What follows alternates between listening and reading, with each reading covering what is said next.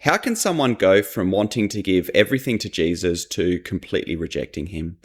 Well, I'm going to tell you the story of someone that I know personally, someone who was one of the most passionate, devoted Christians that I know, who eventually completely turned away from the faith.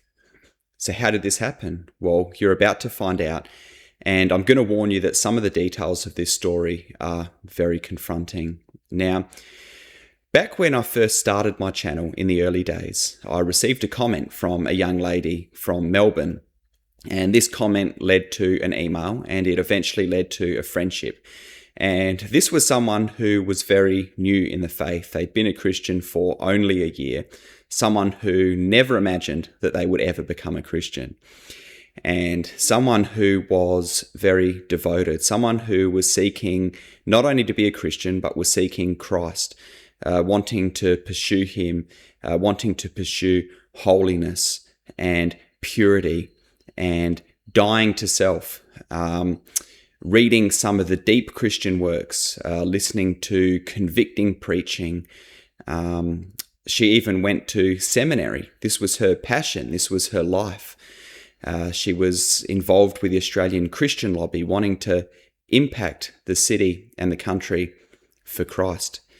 We would talk for many hours, and this was someone that I could just see was really hungering for the things of God in a way that very few people are. There were also some things that were going on too. So this was during the lockdown period, and she was very isolated. She had strained relationship with family, especially her mother, and becoming a Christian didn't help this at all. And when she was able to search for a church, this was something that was a big struggle. She wasn't able to find anyone who was like her.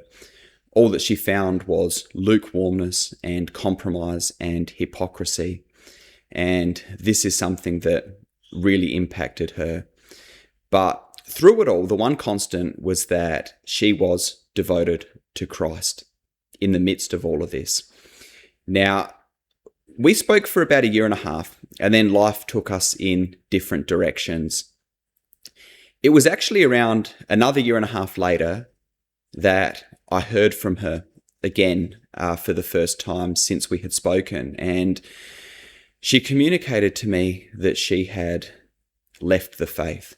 She said that she didn't want me to try to convince her. She knows all the arguments, and that she just can't believe this anymore, that she had been listening to Bart Ehrman, she'd been watching deconversion, deconstruction channels, and she just didn't believe that there was enough evidence for the Bible, for Jesus, for the resurrection, for anything.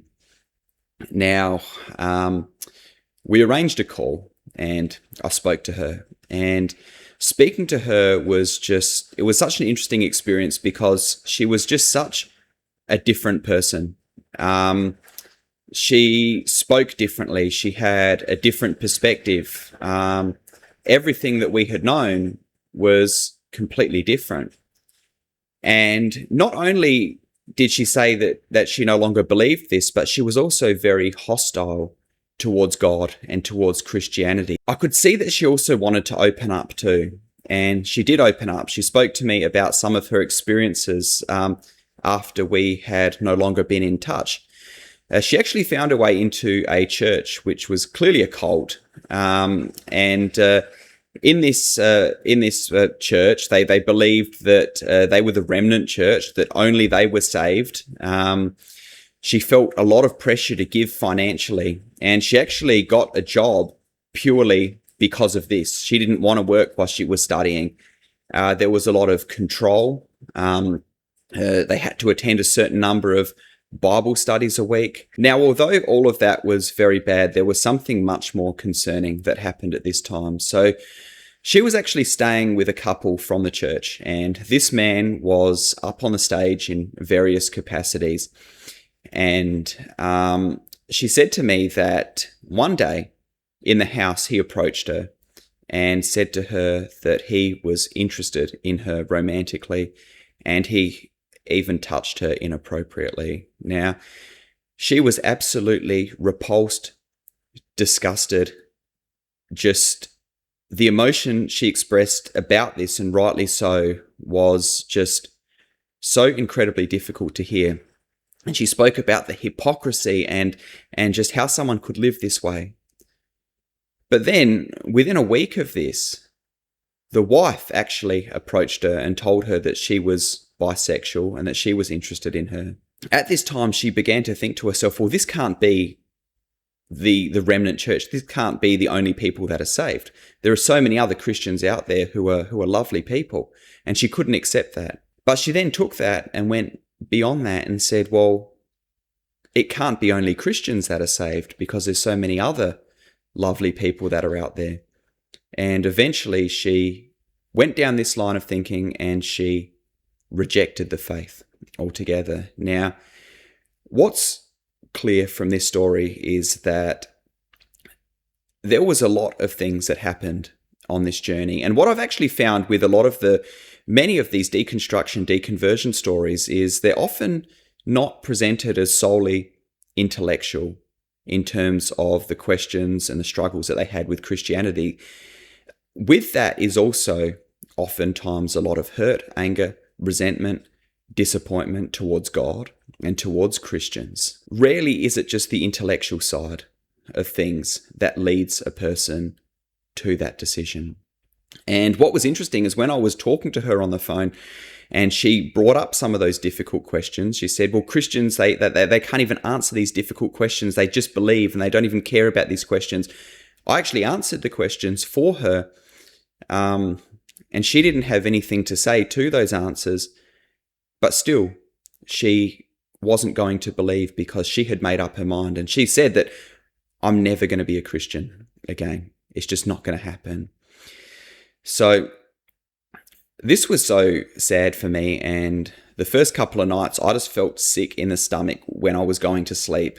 I felt so much pain and hurt over this. And I was thinking to myself that I can have sympathy for people who feel that there aren't answers to some of the difficult questions. And that's why we as Christians have a responsibility to be able to give people answers. It's very important. Also, our witness. This might be even more important. People are going to judge Christianity by the conduct of Christians, even if that doesn't represent what Christianity is. That's just a reality.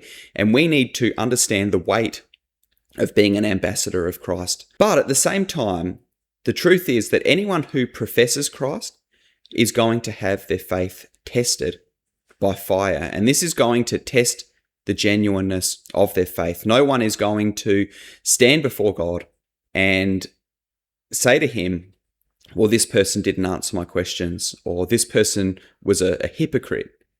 Those are tragic things, but that's not going to be an excuse because God has given us more than enough evidence for his existence, the veracity of the Bible, the resurrection of Jesus Christ.